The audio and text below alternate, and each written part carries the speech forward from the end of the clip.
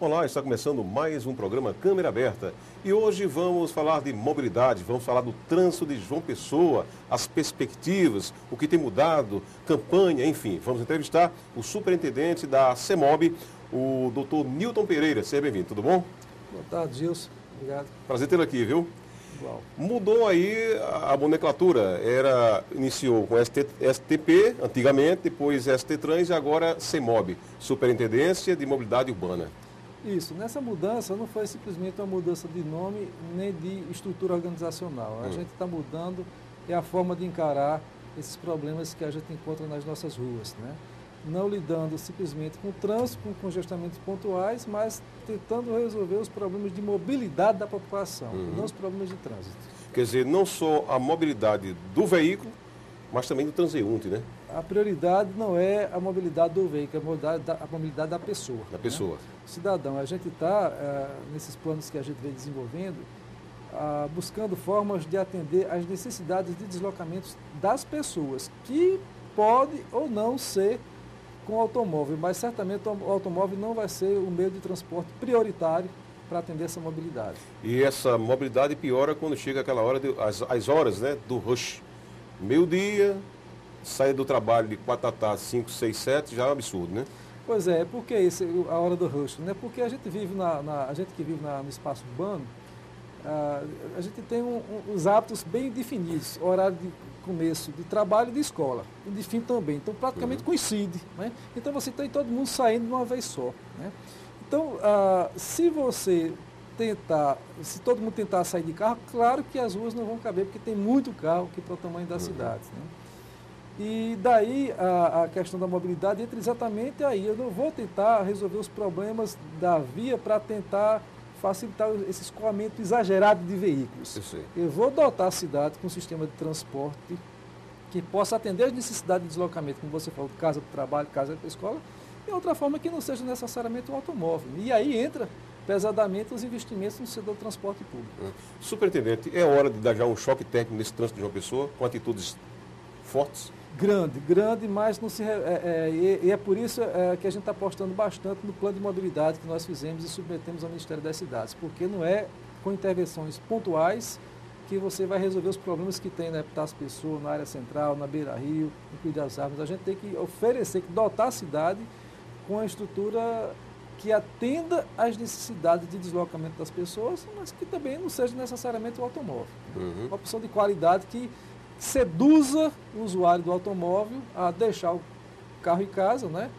E de transporte público. Claro que você não vai conseguir isso com a população inteira. E tem aquela classe que não abre mão, prefere andar 1000 vezes no congestionamento, parado praticamente, é andar de transporte público. Mas, para nossa felicidade, a maior parte da população de João Pessoa não se encontra nesse, né? Tem esse perfil de migrar, o potencial de migração do automóvel para o transporte público, se ele for de qualidade, se ele for mais rápido, for mais confortável, né? Então você vai nessa proposta que a gente tem, chegar à situação de que vai ser muito mais rápido você sair, por exemplo, do Valentina e ir para o centro da cidade, de ônibus do que de carro. E, sem falar, mais barato também, porque você não vai ter problema de estacionamento, né? Perda de tempo procurando lugar para estacionar, que está muito difícil também conseguir esse espaço na área central, né? Então é nessa linha que a gente está caminhando, pensando na mobilidade e não simplesmente na questão do congestionamento. Hoje a imprensa pessoense, em horários, programas de rádios e TVs, mais de rádio, ao vivo, geralmente ajuda muito a CEMOB e também a população, dando toques. Atenção, o trânsito na Avenida das Pessoas está caótico, procure outros meios. Não teria como a CEMOB criar um sistema de informação para a população ou já existe? Para informar o trânsito está bom nessa área ou naquele setor? Não teria como? Olha, todas as informações que são dadas, né, alguns programas têm jornalistas, repórteres, né, espalhados pela cidade, mas você pode ter acesso direto a essas informações através das nossas câmaras, né? No site da CEMOB, você tem um mapinha da cidade com as 22 câmaras distribuídas, você clicou, você vê como está a situação em cada um desses cruzamentos. Quer dizer que hoje já pode? Já tem, faz tempo, desde o ano passado, né? São quantas câmeras? 22 câmeras e nós estamos colocando mais 10 agora. Né? Então você pode ter acesso os principais corredores têm essas câmeras, essas imagens, então você pode clicar área central, praia, nos principais corredores que você já tem, né, essas informações direto. Né? Inclusive dá aqui um toque, você que vai clicar, digitar www.joaopessoa.pb.gov.br e lá você tem um link de todas as secretarias, autarquias, isso. E lá tem um link específico da CEMOB, tá bom? Aí das você câmeras, vê lá as câmeras. Exatamente. Foi iniciado agora um programa, um projeto que já está as pessoas, já está em movimento. Que projeto é esse? Que campanha é essa? É a primeira de uma série de campanhas que nós estamos fazendo esse ano, que é para tentar ajudar a fluidez, né, também mudando alguns hábitos, coisas simples. Né? Por exemplo, as pessoas têm um agravante de ter um volume de tráfego enorme ao longo dela e também um grande volume de tráfego cruzando os semáforos. Né? E tem uma prática aqui hoje, um vício, né, muito grande, das pessoas, muitas vezes, elas estarem na época das pessoas no congestionamento, chegam no semáforo, está verde para mim, tem uma fila enorme logo após do semáforo, não tem espaço para mim no outro lado do semáforo, mas eu vou e boto o carro trancando o cruzamento, fechando o cruzamento. Né? Então, quando o semáforo fecha para mim e abre para a via transversal, o veículo que está na transversal não pode passar porque eu estou bloqueando. Então, nem ando eu, nem anda ele. Então, a campanha, exatamente, a gente colocou aquelas placas, né, para não fechar o cruzamento, mas, por incrível que pareça, muita gente nem entende o que é o significado daquela placa. O que significa não fechar o cruzamento? Então, nós colocamos nosso bloco na rua, né, para fazer essa campanha com os próprios agentes. Essa campanha está sendo feita pelos agentes de mobilidade da CEMOB, para alertar a população, não fez, significa que mesmo estando verde para você, né, e não cabendo você lá, não vá, fica aqui, porque se você for, você vai trancar o colega. É verdade. Né? Então a campanha é exatamente nesse sentido, de mostrar o significado do não fechar o cruzamento. Né? Porque isso não é só com os motoristas dos automóveis, mas com os motoristas de ônibus também. Né? E quando esse fechamento, né, não existe, você tem pelo menos uma das vias fluindo, né? Você não precisa fechar tudo. Né? E você vai esperar o tempo do sinal, e se você for contrário a isso, você vai passar mais tempo, porque você engarrafa quem está lá, quem vai passar, e aí cria, como se diz, o boi de rei, né? Então a gente está trabalhando exatamente nisso, nessa conscientização, nesse repasse de informação, né? E vamos logo, nas próximas semanas, reforçar novamente a campanha do pedestre na faixa, ou seja, uma série de campanhas que a gente está sendo feitas com os agentes da mobilidade de João Pessoa. Qual a situação hoje aqui dos fotossensores, os chamados pardais? Como é que está a realidade hoje? Nós temos uma série de fotossensores que estão lá. Isso, quando você implanta inicialmente, eles têm aquele aumento, né, de auto-infrações, mas depois que eles passam a ser conhecidos da população, eles vão reduzindo, né? Então tem uns lá que praticamente não registram infrações, o que para a gente é muito importante, né? Porque o objetivo não é arrecadar, é fazer que naquele ponto específico, onde tem uma lombada eletrônica, um bandeirão daquele, as pessoas baixem a velocidade, né? Porque você tem ali o caso da Beira Rio, né, que tem umas comunidades praticamente sem calçadas, né?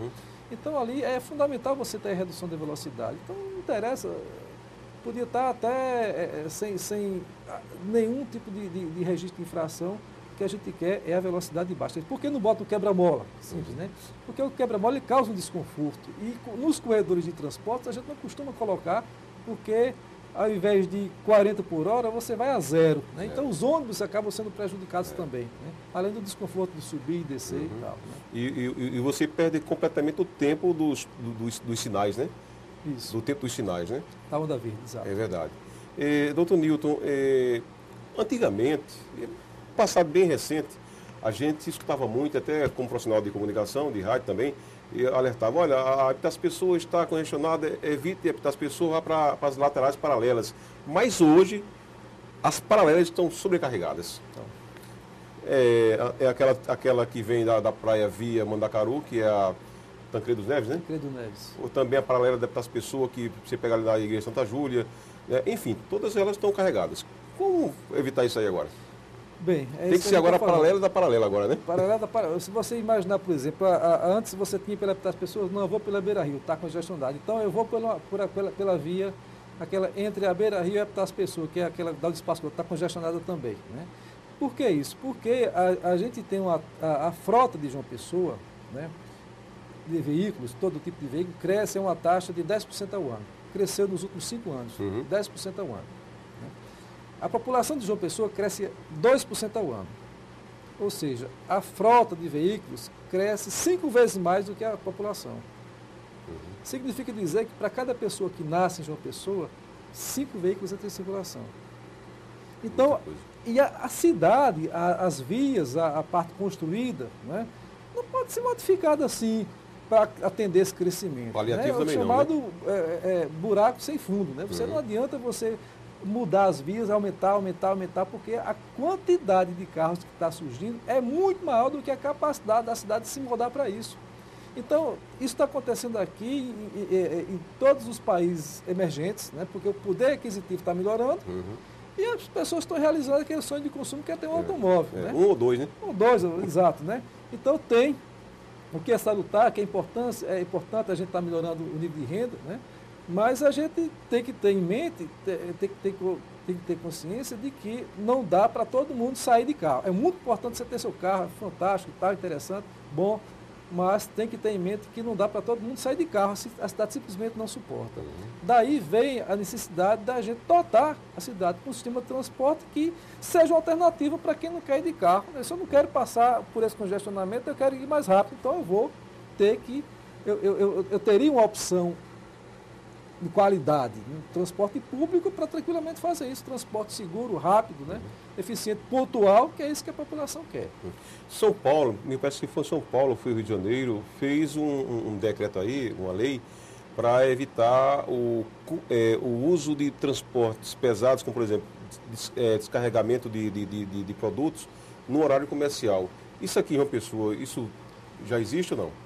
Eles fizeram isso exatamente para diminuir o fluxo de caminhões durante o dia, né? Porque um veículo mais pesado ocupa muito espaço. Longo também. Né? E com a noite o volume de tráfego é menor, aí os caminhões viriam para a noite, né? Mas você imagina, né? Aqui em João Pessoa, a gente ter, o que aconteceu lá em São Paulo, né? À noite, que geralmente é mais tranquilo, um horário para você descansar e tal, aí você vê aquele volume de veículos pesados que fazem mais barulho do que o automóvel, né? Trafegando pelas ruas, fazendo carga e descarga, né, aquelas manobras e tal, começando a ter, ou seja, gera poluição sonora, né? Poluição do ar à noite, né? Você, caso um problema social, que é aumentar a carga de trabalho à noite, né? Tirar o pessoal que trabalhava durante o dia para trabalhar à noite, né? Aumenta o valor da hora, né? Porque quem trabalha à noite, né? É o extra. Tal. Então tem uma série de implicações que está fazendo com que eles voltem atrás em relação a isso. Né? A ideia, o que está vingando em cidades mais ou menos como João Pessoa, é você ter centro de distribuições na periferia, onde você vai receber aqueles caminhões grandes, de grande porte, com grandes cargas, você coloca nesse centro de distribuição e a partir daí veículos de menor porte fazendo a distribuição na cidade. E já se pensa aí, já está em estudo, não sei, a criação de revezamento de número de placas de veículos durante o dia? Não, isso não, né? Não, a gente não é... Eu acho que um dia você vai mudar de ideia, viu? Não, veja bem, por que é que a gente não é simplesmente dizendo não por dizer, né? A gente tem conhecimento de causa, né? Então, se eu perguntasse a você, qual é a cidade desse país que você conhece que tem rodízio? No Brasil, qual é? São Paulo tinha... É a única. São Paulo é a única que tem, né? E por que as outras não têm? A maioria, não, só tem São Paulo.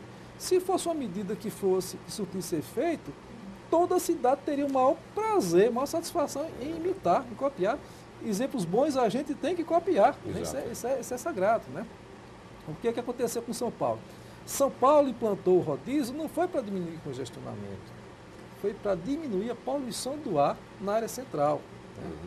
Então, quando isso foi implantado, a ideia era fazer com que, repetir, copiar um exemplo que foi utilizado na cidade do México, que foi muito bem sucedido, mas que só em São Paulo só fez simplesmente a proibição de você circular em determinados dias, né, com aquele número. Né? Então, o que foi que aconteceu? Né? No começo funcionou, beleza e tal. Né? Pouco tempo depois, quem tinha um carro, né, tinha condições de comprar um outro carro. Então, comprou um segundo carro, com a placa, se eu tinha uma placa par, vai ser uma placa ímpar. Né? E aí, aumentou, e esse segundo carro é um carro mais velho. Né? Então, você aumentou a frota de veículos na cidade e aumentou também a idade. E essa idade, quanto mais velho o carro, mais ele polui. Então, o impacto não foi. Né? Então, se fala muito com relação a esse rodízio, mas ele não surtiu efeito e São Paulo já está tendo que procurar uma outra alternativa porque o rodízio não tá surtindo efeito. Eu estava aqui analisando o seguinte. Prefeitos anteriores, como Chico Franca, Cícero Lucena, o próprio Ricardo Coutinho, eles realizaram obras que deveriam solucionar problemas. Vamos dar um exemplo aqui. Cícero Lucena, ele criou aquele viaduto, fez aquele rodízio depois de Oitizeiro para fazer o viaduto, de Zé Maranhão também, o viaduto, né, acesso destino Cabedelo a Campina Grande, João Pessoa, Recife, né, que passa sob o viaduto. Ricardo, aquele trecho ali da universidade, aquele gerador e tal. Mas hoje está um absurdo. Quer dizer, aquele viaduto do Cristo, que é o chamado Sorrisal, né, hoje, infelizmente, não está absorvendo todo o trânsito ali, né, que é constantemente, infelizmente, engarrafamentos. Pois é, isso é uma prova de que investir simplesmente em infraestrutura, em obras, não resolve o problema, porque se resolvesse, São Paulo não teria nenhum problema. Porque não existe cidade aqui no país que tenha investido mais em túneis, pontes e viadutos do que São Paulo. Né? E está lá na situação que está. Né? A questão é, por mais que você invista em obras, elas não vão sozinhas resolver o problema de mobilidade. Né? Você tem que pegar, por exemplo, você imaginar as pessoas, por exemplo. Né? Um ônibus transporta, sei lá, 60 pessoas, 50 a 60 pessoas. Né? Um ônibus ocupa o espaço de 2 carros. 2 carros, né, as pessoas transportam 3 pessoas, os 2 juntos, né? 3 pessoas. Né? Então, eu tenho que arranjar um jeito de tirar aquelas pessoas do carro e colocar no meio do transporte, né, que possa andar mais livremente. Quanto mais carro eu tirar, né, mais espaço eu vou ter para esses ônibus andarem folgadamente, né, e com maior rapidez, com maior velocidade. Então, hoje, se parou, em nível mundial, de tentar buscar soluções para o trânsito simplesmente investindo em obras. Hoje, o consenso é que isso prevaleceu até o início dos anos 80, por aí, né? Tentando investir em obras como forma de solução, mas quando se percebeu que o crescimento da frota era muito maior do que a capacidade de se investir em obras, vamos parar que o caminho não é esse. Né? Vamos investir em formas de atender à mobilidade das pessoas e não dos veículos. Aí entra a diferença. Bom, o trânsito pessoense já está desse jeito. Agora imagine com as chamadas motonetas, né? Aquelas motos que, infelizmente, aí o pessoal está usando de forma irresponsável. E isso também atrapalha, de qualquer forma, o trânsito pessoense, né? Não só as motonetas, né, mas também as motos em si. Né? Hoje você tem uma taxa altíssima de acidentes envolvendo motos e não são acidentes que você sai, simplesmente você caiu, você se levanta, não. Só com danos materiais, como muitas vezes acontece com os carros. Geralmente acidente de moto tem vítima assim, fatal, né, não fatal, mas dificilmente você sai de um acidente com moto sem lesão. Né? E aí você tem uma sobrecarga em hospitais, como o hospital de trauma, né, que acaba tendo que ter um custo altíssimo para recuperar essas pessoas, né, um custo que tem que ser combatido antes que o acidente seja gerado, né? Seja na questão não só da educação, né, mas também na fiscalização de como esses motoqueiros estão dirigindo. Né? E por cima de cada coisa, vou explicar. No tempo que o vereador Padre Adelino esteve aqui como vereador, ele colocou lá uma matéria polêmica, lógico, sui generis, que tratava sobre adequação de tração animal aqui na capital. E quando, às vezes, a gente percebe que quem está atrapalhando o trânsito é o carroceiro com, infelizmente, seu burrinho e sua carroça, né, aí é que dá dor de cabeça. E às vezes eles dizem, passa por cima, né? E quer dizer, não teria como ordenar isso não, doutor Milton? Tem. É uma responsabilidade nossa. A gente tem, porque é tanta coisa para você fazer que você, né, é difícil você abarcar, atingir todas as áreas, mas a regulamentação é uma coisa que a gente tem discutido. Na verdade, o Código de Trânsito Brasileiro manda a gente regulamentar a circulação desses veículos de tração animal no município, né? Então, o que é que a gente precisa fazer? A gente tem que cadastrar os carroceiros, né? Os motoristas. Né? Educar, né? Não o burro, né? O carroceiro. Exatamente, né? Tem que cadastrar o animal, passar por uma inspeção animal, ver como é que está a saúde dele, inspeção veterinária, né? E principalmente definir os locais onde eles podem e principalmente onde eles não podem circular, né? Por exemplo, um corredor de transporte jamais deve permitir a circulação. E também o horário, né? O horário também. O horário e as vias, né? Então é uma coisa que a gente está... É porque a estrutura que a gente precisa ter para cadastrar, para fazer esse trabalho, é uma espécie de licenciamento também que você tem que ter, né? Exato. De autorização, de credenciamento, né? Requer uma estrutura que a gente ainda está com muita coisa, muitas atividades ao mesmo tempo, e a gente ainda não conseguiu lidar com isso. Mas a responsabilidade é nossa. Doutor Newton, eu que resido ali na área dos funcionários 80, aquela assistência ali da feira de 80, a gente observa que no sábado, principalmente no domingo, olha, é uma loucura o trânsito, que aí vai ter que dividir calçada, transeunte, comerciante, e as ruas, veículo e transeunte. E não teria como ordenar esse... Faz parte do nosso Pacto da Mobilidade, porque João Pessoa, a Avenida Cruz das Armas vai ser um dos principais corredores, já é uma das principais entradas da cidade, né? E ela vai passar por uma duplicação daquele trecho. Tem uma parte ali que vai daquele semáforo, ali logo depois do cemitério, até o viaduto, né, de Oitizeiro, que tem a funila. Você vê com duas faixas separadas por um canteiro sinal e passa para uma só, né? Então aquilo vai ser duplicado. Vai ter aquela continuidade que você tem ao longo de toda a Cruz das Armas com o canteiro central, aquilo vai passar até chegar ao viaduto, né? Calçada, tudo isso. Isso está no nosso plano, né? Quando fizer isso, você vai naturalmente fazer, né, passarela de pedestres para em frente ao mercado, né, para fazer travessia de um local para o outro. Então a gente vai ter uma desobstrução boa naquela área. Da última vez que eu estive aqui, o senhor falou sobre a mudança nas principais avenidas, como a das Pessoas, da parada de ônibus, que ela ser no meio da pista. Isso já está em estudo? Foi concluído? Não, isso aí está exatamente dentro do plano de mobilidade, né? Esse plano de reestruturação completa do sistema de transporte público de João Pessoa. Como a população está se comportando através de solicitações? Eu quero um sinal na minha rua, eu quero um pardal, eu quero uma lombada física. Como é isso no dia a dia de vocês? Muita coisa? É grande a demanda e até, principalmente agora nesse momento que a gente tem as plenárias do orçamento democrático, né? Todo dia tem reclamação e a gente vai para lá para escutar as reclamações, né? Porque nada melhor do que você estar em contato com a população, principalmente na periferia dos bairros mais afastados, para a gente ouvir, né? Saber as necessidades, os pedidos e tentar atender prontamente. Tem sido muito. Eu sei. Eles pedem mais o quê? Lombada, sinalização? Lombada, sinalização, reclamação com relação a algumas linhas de ônibus, né, correção de itinerários, pavimentação, né, que é uma área mais da CEINFRA, né, mas eles têm pedido bastante, se bem que a Prefeitura tem investido bastante nessa área. Eu acho que até onde vai a minha memória, eu não vi nenhum investimento tão grande nessa parte de pavimentação, né, como está sendo feito agora. O doutor Newton Pereira, ele não é político, ele é uma pessoa qualificada na função, o senhor tem curso e mais curso nesse segmento, né? Isso, tem. É interessante, quer dizer, eu estava aqui pensando o seguinte, quando se se estrutura uma via, faz asfaltamento numa via, que coloca sinalização, outra coisa, isso interfere também nas demais ao seu redor, não é isso? Com certeza, isso tem um impacto tão grande, você imagina o seguinte, né? Um exemplo que eu dou, né? A Josefa Taveira, ela quando o Mangabeira foi construído, né, só tinha de comércio previsto o mercado de Mangabeira, ali era só casas, casinhas pequenas e tal, né?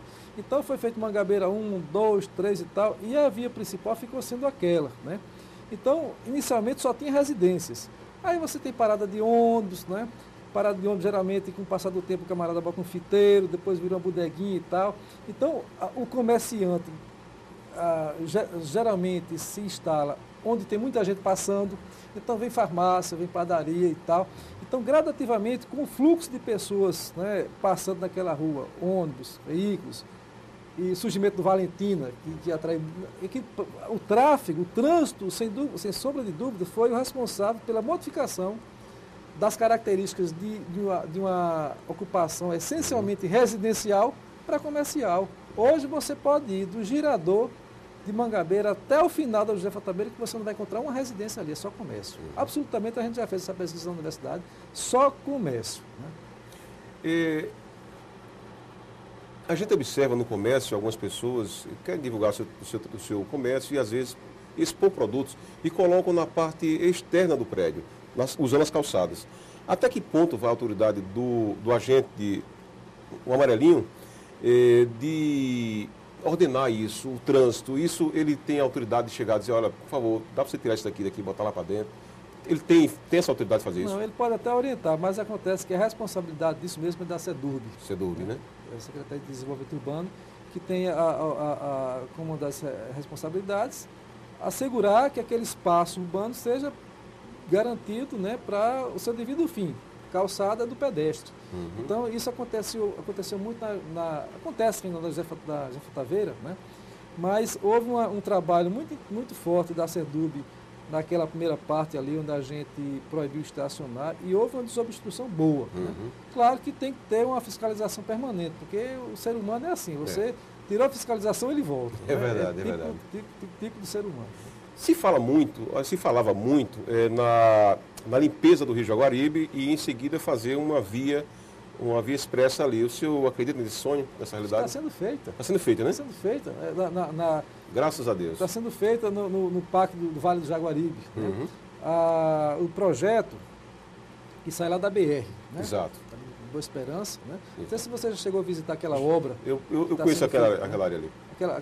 Aquele conjunto de prédios que a Prefeitura está... Vale das Palmeiras. Vale das Palmeiras, está construindo. Né? Exato. Aquela ali já tem uma parte construída que dá para você ter uma boa ideia de como vai ser ao longo de todo o rio. Né? Tem o Rio Jaguaribe, né? Então foi mantida a área de preservação permanente, né? Depois cerca, né, dos dois lados, né? Calçada, né? Ciclovia e aí uma pista, né? 7 metros de largura. Isso ao longo de todo o rio, de lá até chegar aqui no Varjão. Uma parte já foi construída, então dá para você ter uma boa ideia de como é que vai ficar.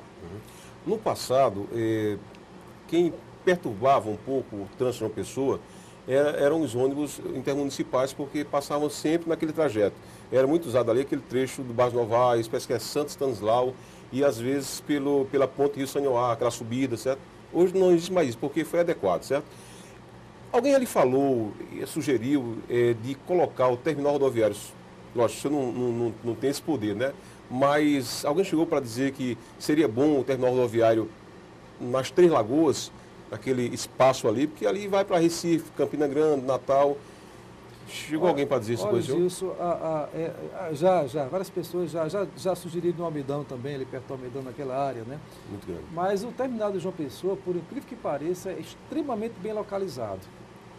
Se você prestar bem, o centro de João Pessoa não é no centro da cidade. A cidade é como se fosse você pegasse uma pizza e cortasse no meio, né?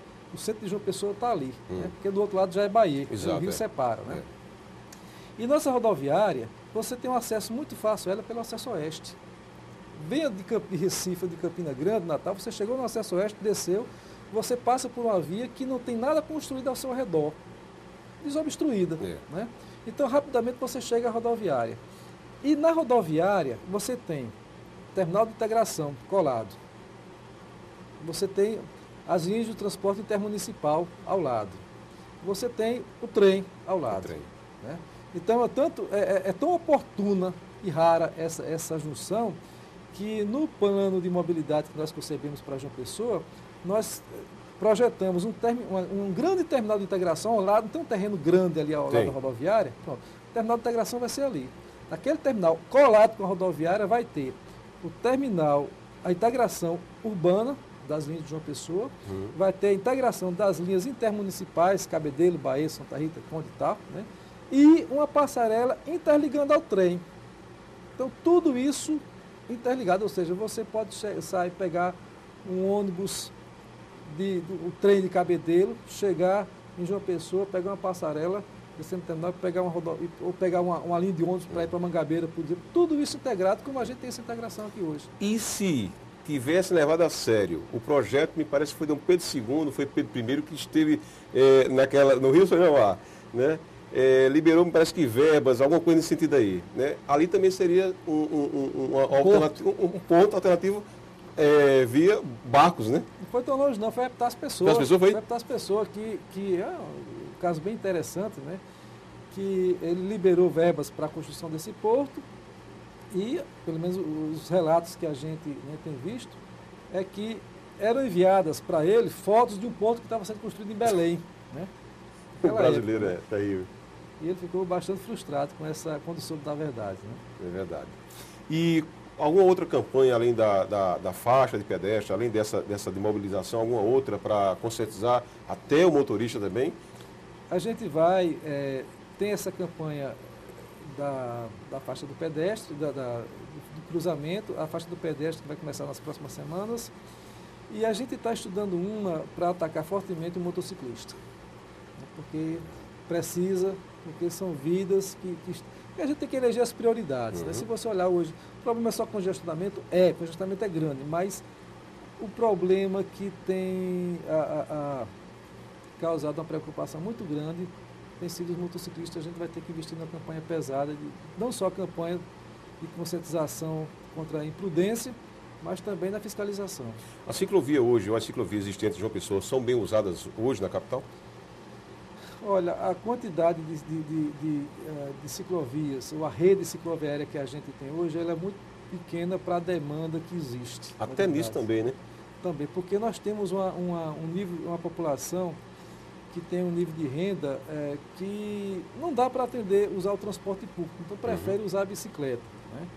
E essa população, não só aqui dentro de João Pessoa, mas que vem de Bahia, de Cabedelo, de Santa Rita, né?